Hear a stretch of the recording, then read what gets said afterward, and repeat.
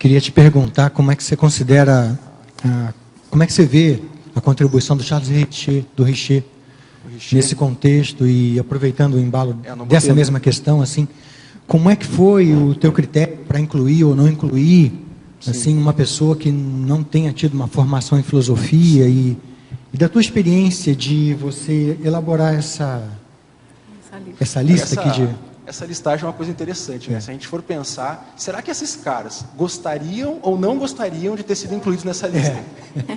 Alguns talvez gostariam, outros não gostariam de estar aqui. Né? Começando pelo Richer, o que você acha da situação dele nesse contexto aí? Olha, o que eu estudei dele, né, um pouco, né, o tratado dele, eu fui ler um pedaço do livro dele para procurar filósofos, etc. Né?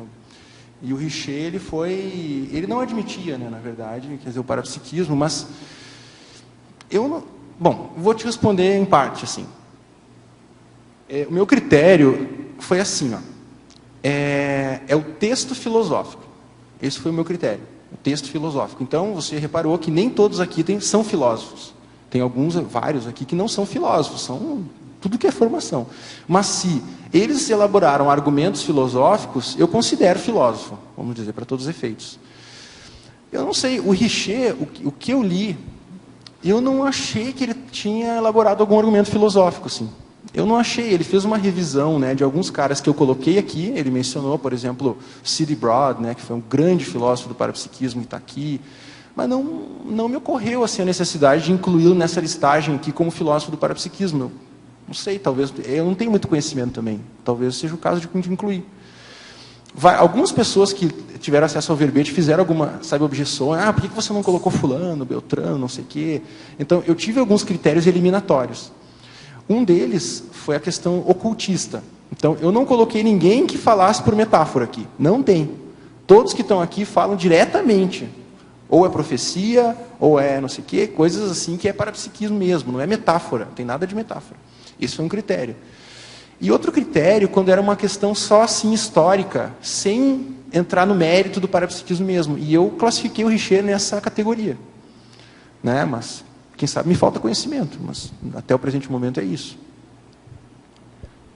Talvez no próprio tratado de metapsíquica, né, o esforço de articulação interna, de uma proposição, isso talvez sirva como um critério assim, de uma epistemologia constitutiva.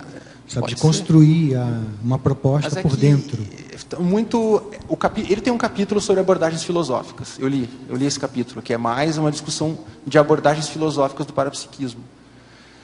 Mas eu não achei que tivesse alguma contribuição dele naquilo ali. Ele fez uma compilação até o ponto que eu vi, né, até o ponto que eu estudei, eu vi ele fazer uma compilação disso. Então, eu não achei que ele tivesse, de fato, propondo, até porque ele não admite muito essa questão parapsíquica, assim.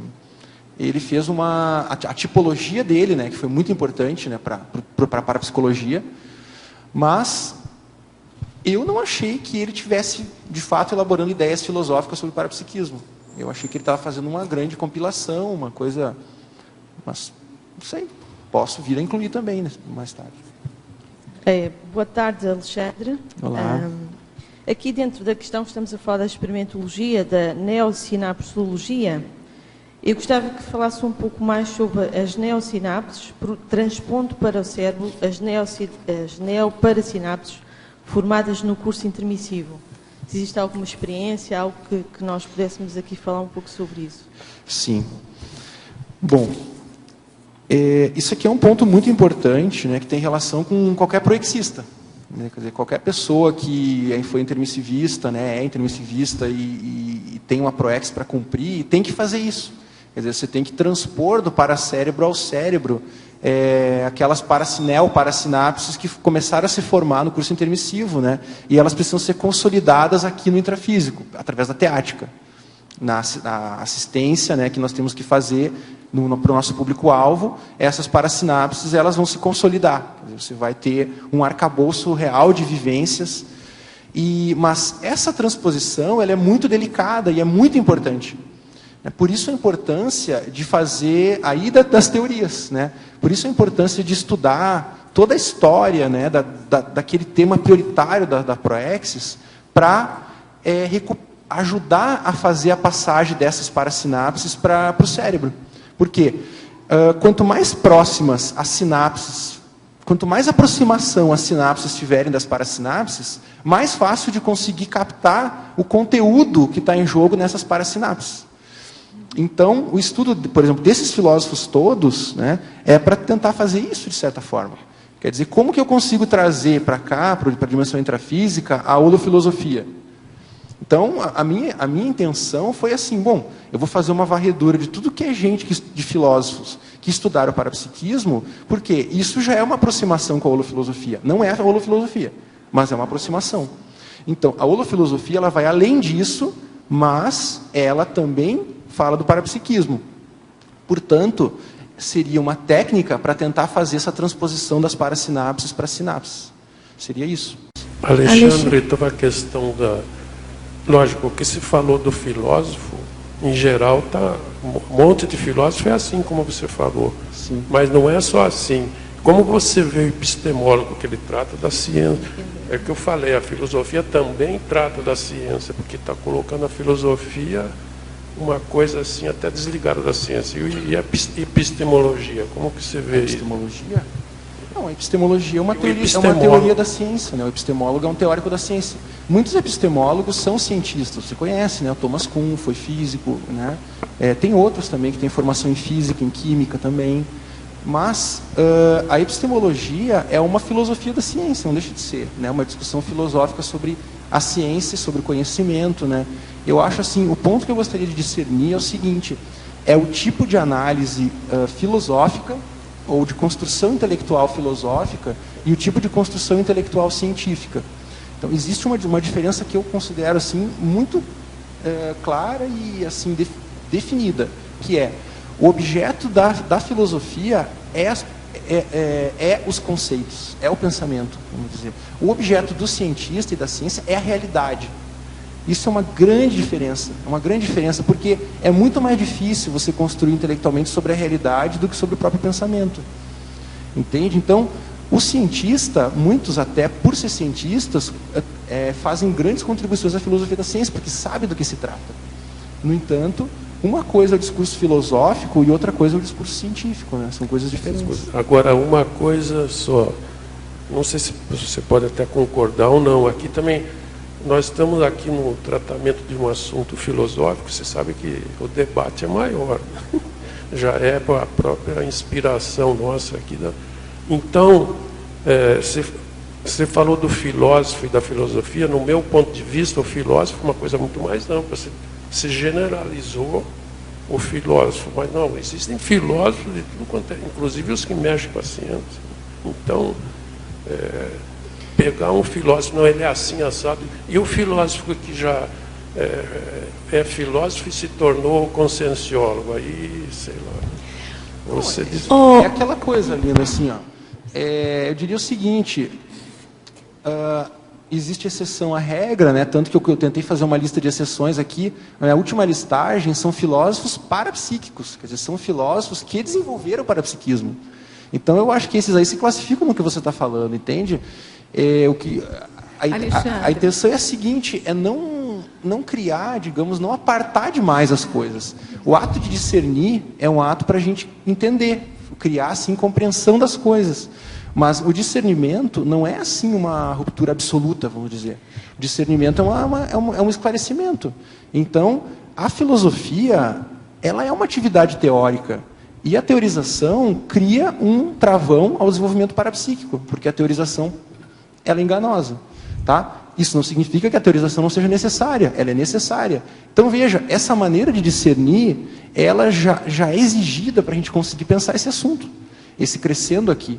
Quer dizer, a gente tem que entender que teorização, ela é necessária. No entanto, ela não é suficiente para a evolução. Alexandre. Entende? Esse é o ponto. Alexandre, que na página 8, na parafatologia, no seu último item, você coloca a cosmosofia vivenciada. Sim. Como é que seria? Não ou sei. Como é? Não sei. Mas é o seguinte, eu vou dizer o que eu imagino, tá? Porque eu não... Cosmosofia seria algo que vai além da holofilosofia, né? Porque a holofilosofia não deixa de ser um discurso. Ela é uma forma de argumentação filosófica, vamos dizer, só que ela não é limitada na filosofia. Agora, cosmosofia, eu entendo como sendo assim um processo mais assim da teática mesmo, sabe? Por exemplo, quando o holofilósofo, vamos dizer, vamos sim. supor, A partir do serenão ali. não sei se é a partir do serenão, mas Ou acima. quando o holofilósofo fala conseguir estar de mental soma, entendeu? Atuando na interassistência, sei lá, entendeu? Aí seria cosmosofia, é o que eu imagino. Eu coloco porque eu acho que é um horizonte, entendeu? Também não vou deixar de colocar, eu acho que é um horizonte. É algo que já tem uma coisa mais de consciência, entendeu? É o processo da própria pensenização não verbal. Assim. Mas é uma hipótese. Uma hipótese. Alexandre, só nessa questão da cosmo... vamos dizer assim, a filosofia lá multidimensional, que impera nas comuneques avançadas, talvez isso se aproxime da... Concordo. É isso. Comunex avançada, por exemplo, de evoluciólogo, serenão, só de mental soma, isso aí, eu acho que é isso aí. Ô Alexandre, eu queria entender aqui eu sei, você colocou aqui na antonimologia, eu queria entender a sua lógica em relação a isso. Você colocou aqui no quarto aqui da antonimologia, o crescendo metafísica grega, metafísica cristã. Por que você construiu isso como crescendo? Eu queria entender a tua lógica. É um crescendo, eu entendo no crescendo que há uma continuidade, não há algum ponto que continua, não há uma ruptura em tudo.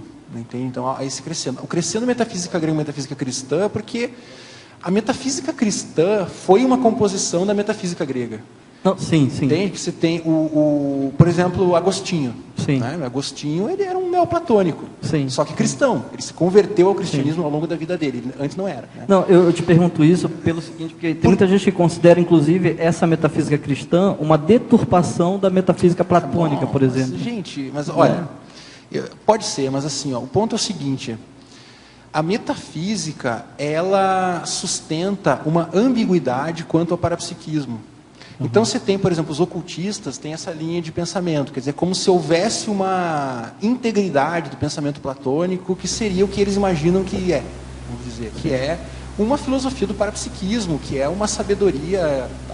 Mas, se a gente for ver, quer dizer, é difícil responder. Qual era a intenção do Platão? Vamos dizer aqui. Será que o Platão ele não quis? Agora, a hipótese, por exemplo. Até que ponto o Platão não quis bloquear o parapsiquismo naquele momento para que o intrafísico pudesse se desenvolver? Quem sabe ele fez isso de caso pensado? Mas eu digo assim, não há então nessa formação desse crescendo, por exemplo, um juízo de valor no sentido de que o cristianismo seja melhor do que... crescendo... Vamos dizer, da continuidade histórica do processo. Eu quero dizer o seguinte, que o crescendo metafísica parapsiquismo não é o crescendo metafísica grega, metafísica cristã. A questão é assim, por que o crescendo, entendeu? Sim, que melhorou, digamos. Que uma evolução. O cristianismo é melhor do que o platonismo. O raciocínio é mais simples. Assim, é um crescendo cronológico, talvez. É um crescendo cronológico, histórico. De repente até especificar isso, porque dá essa interpretação, de repente... que o cristianismo é uma coisa melhor, alguma coisa nesse sentido, mas é uma interpretação. Não é por aí que eu quis abordar. Isso eu queria esclarecer. Outra coisa que eu queria saber, assim, que até que esses temas filosóficos aí, e tem a ver com a nossa questão aqui da conscienciologia, que eu acho profundamente, vamos dizer, historicamente irônico, esse processo. Existia uma grande contenda entre Platão, basicamente, Sócrates a gente não sabe muito bem, mas Platão, com certeza, e os sofistas. Os sofistas. E o problema do cerne disso aí era a questão da configuração da verdade. Aí entra nessa questão da doxa, da episteme, uma série de coisas nesse sentido. Mas o que eu acho curioso, assim, historicamente, é que um defendia muito essa coisa essencial, né, como se fosse uma verdade eterna, né, que é a turma do Platão e tal. E o outro era o doxa, não, tudo é relativo, a verdade muda e tal. Eu queria que você fizesse uma análise, se você puder, em relação, historicamente, essa contenda lá dos sofistas, com principalmente o Platão, e em relação ao nosso conceito conscienciológico de central extrafísica da verdade. Porque assim, é curioso pelo seguinte, até que pode-se considerar que existe uma verdade, então, vamos dizer, extrafísica essencializada, mas também pode-se considerar o contrário. Por exemplo, que essa verdade da central extrafísica da verdade também é relativa. A central extrafísica da verdade é a central extrafísica da Verbon. E é A relativa. verdade. E é relativa. É a verdade. É relativa, né? É a central extrafísica da Verpom, quer dizer, há uma emissão, digamos, de pensenes de ponta que vão ajudar no contexto que nós estamos. Então, vou E é dizer, o que eu do ponto de entendo da vista central extrafísica histórico, da verdade. do ponto de vista histórico, entendo vamos que dizer, é os uma sofistas estavam emissão- mais com a razão. Não, mas olha aqui, ó. É isso que eu queria que você analisasse. Como é que... Sim, no sentido assim, a evolução da filosofia e da ciência caminhou no sentido dos sofistas, de certa forma, porque a própria ciência vai valorizar muito mais a doxa do que a episteme, mas no sentido, dizendo que isso é que é episteme, veja bem, eles nunca vão dizer que aquilo é doxa, tá? Quer dizer, os cientistas vão dizer, não, episteme é aquilo que Platão disse que era tal. Quer dizer, a questão hipotética, né? Aquela coisa que não é categórica, vamos dizer, que é um hipotético, pode ser, né? Sim. Eu acho que eu não queria deixar de mencionar que uma pessoa que fez essa análise aí, claro que não até a Conscienciologia, foi a Hannah Arendt. Né? Quem? Hannah Arendt. Hannah Arendt. Não conheço. A teórica política, filósofa política. Eu coloquei aqui no verbete a Hannah.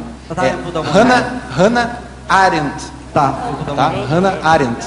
Com H no início. Hannah Arendt. O Johanna. nome dela era Johanna. Eu Johanna, botei né? Johanna Arendt aqui. que Ele era colocou o nome dela. Johanna. Eu fiquei, quem Não, o será nome essa dela é Johanna? Johanna. Será a Irmanda? Mas inclusive ela faz uma crítica muito interessante, que ela diz o seguinte, que o grande erro, porque ela era da política, né? Que ela fala o seguinte, o grande erro da política contemporânea, por exemplo, do marxismo, né? Que ela criticava, não que ela fosse de direita, mas ela criticava o marxismo, é que o Marx, ela dizia que o Marx era um platônico, né? Que o Marx tentou aplicar aquela episteme pura do Platão para a história, por isso que foi feito violência, né, na história. E a Hannah Arendt, ela tenta fazer uma defesa da doxa. Quer dizer, a doxa é muito mais importante que a episteme. Ela faz sentido, mas a questão não é defender a doxa, né? A questão é defender uma outra episteme. Sim. Entende? Então isso já foi discutido. Agora, parece que a história está... essas coisas são muito difíceis da gente se posicionar, eu acho muito difícil. Eu acho assim uma ironia histórica. Porque acontece o seguinte, os próprios sofistas foram dados a conhecer via Platão. Quer dizer, já é uma versão platônica, né? Agora, o Platão, Até o termo ele fez sofista, uma né? síntese, Versão inclusive, platônica. dos sofistas. Quer dizer, a filosofia platônica, ela é também uma síntese dos sofistas. Né? Essa coisa, vamos dizer, da técnica argumentativa, né? De você ficar na forma. O Platão da era um grande argumentação. sofista, né? Do ponto de vista... Racionalizou. Então, a filosofia é isso, né? Sim. Beleza, obrigado.